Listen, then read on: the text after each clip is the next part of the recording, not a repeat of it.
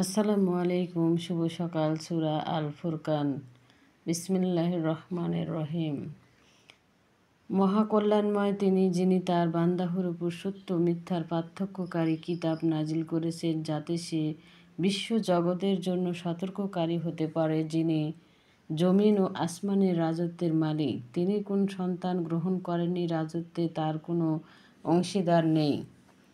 তিনি সমস্ত কিছু সৃষ্টি করেছেন আর সেগুলোকে যথাযথ করেছেন পরিমিত অনুপাতে, আর তারা তাকে বাদ দিয়ে ইলাহ রূপে গ্রহণ করেছে অন্য কিছুকে, যারা কিছু সৃষ্টি করে না, বরং তারা নিজেরাই সৃষ্টি করেছে। তারা ক্ষমতা রাখে না নিজেদের ক্ষতি বা উপকার করার, আর ক্ষমতা রাখে না মৃত্যু,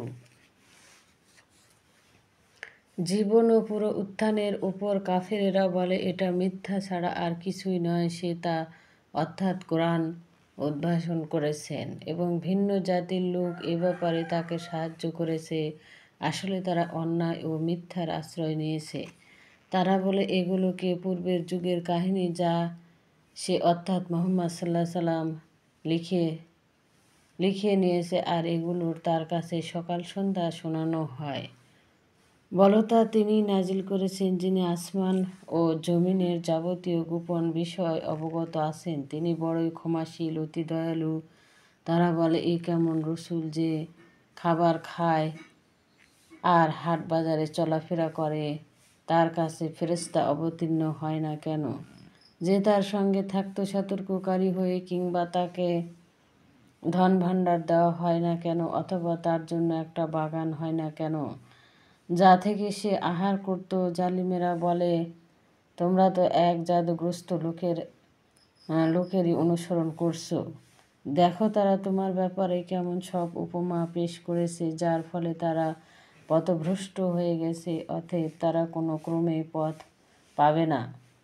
মহাকল্যাণময় তিনি, যিনি ইচ্ছে করলে তোমাকে এগুলোর চেয়ে উৎকৃষ্ট জিনিস দিতে পারেন। বাগ বাগিচা যার নিচ দিয়ে বয়ে চলেছে নিজ ঝর্ণা ধারা, দিতে পারেন তোমাকে প্রাসাদ রাজি।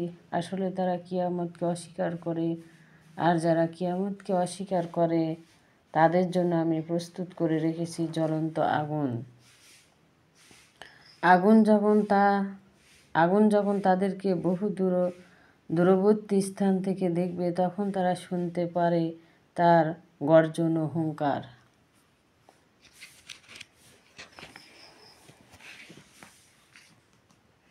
যখন তাদেরকে একসঙ্গে বেঁধে জাহান্নামের কোনো সংকীর্ণ স্থানে নিক্ষেপ করা হবে, তখন সেখানে তারা মৃত্যুকে ডাকবে। বলা হবে, তোমরা কাজ এক, মৃত্যুকে ডেকো না, অনেক মৃত্যুকে ডাকো। তাদেরকে জিজ্ঞেস করো, এটাই উত্তম না চিরস্থায়ী জান্নাত মুত্তাকিদের, যার ওয়াদা দেওয়া হয়েছে? তাদের জন্য এটা হবে প্রতিদান, শেষ আবাসস্থল। সেখানে তাদের জন্য তাই থাকবে যা তারা ইচ্ছে করবে, সেখানে তারা চিরকাল থাকবে। এটা একটা ওয়াদা যা পূরণ করা তোমার প্রতিপালকের দায়িত্ব। যেই দিন তিনি তাদেরকে আর আল্লাহর বাদ দিয়ে তারা সেগুলোর ইবাদত করত, সেগুলোকে একত্র করবেন, সেই দিন তিনি জিজ্ঞেস করবেন, তোমরা কি আমার এই সব বান্দাহদেরকে পথভ্রষ্ট করেছিলে, না তারা নিজেরাই পথ থেকে বিচ্যুত হয়েছিল? তারা বলবে, পবিত্র ও মহান তুমি আমাদের জন্য শুভনীয় ছিলে না যে তোমাকে বাদ দিয়ে অন্যান্য ইলাহ গ্রহণ করবে, বরং তুমি ওদের আর ওদের পিতৃপুরুষদেরকে দিয়েছিলে পার্থিব ভোগ সম্ভার। পরিণামে তারা ভুলে গিয়েছিল তোমার প্রেরিত বাণী, যার ফলে তারা পরিণত হলো এক ধ্বংসপ্রাপ্ত জাতিতে।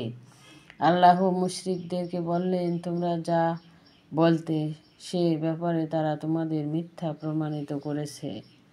কাজেই তোমরা না পারবে তোমাদের শাস্তি প্রতিরোধ করতে, আর না পারবে সাহায্য। তোমাদের মধ্যে যে অন্যায়কারী, আমি তাকে গুরুতর শাস্তি আস্তাদান করাবো।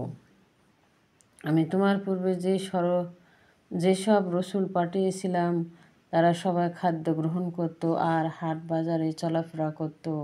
আমি তোমাদের একে অপরের জন্য করেছি পরীক্ষা স্বরূপ।